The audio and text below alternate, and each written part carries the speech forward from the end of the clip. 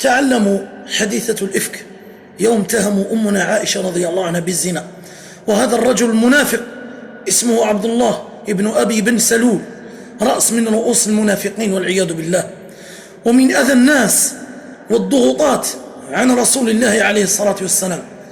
لم يتكلم مع عائشة رضي الله عنها منذ سنة كاملة. مرة من الأيام ذهب إلى بيت عائشة رضي الله عنها، وأبا بكر الصديق يبكي من خشية النبي عليه الصلاة والسلام.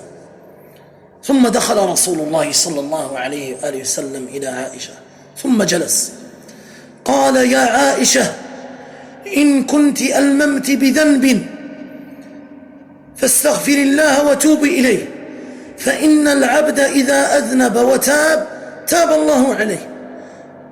ثم قام رسول الله صلى الله عليه وآله وسلم وسكت، ما زاد حتى كلمة.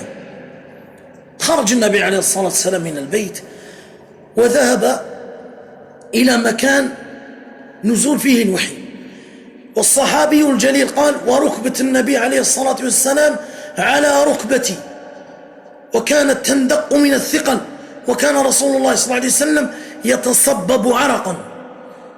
وعندما نزل عليه الوحي 9 آيات من أوائل سورة النور، قام يجري رسول الله صلى الله عليه وسلم من مكانه وقال: أبشري يا عائشة فقد برأك الله تعالى.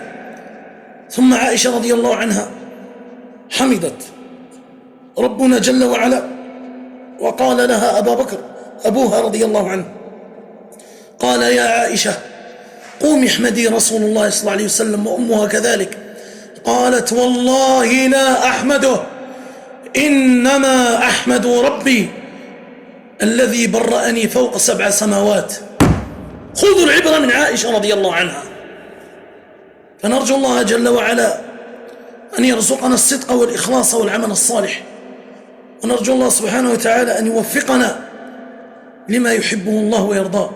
وصلى اللهم وبارك على سيدنا محمد وعلى آله وصحبه أجمعين، وآخر دعوانا أن الحمد لله رب العالمين.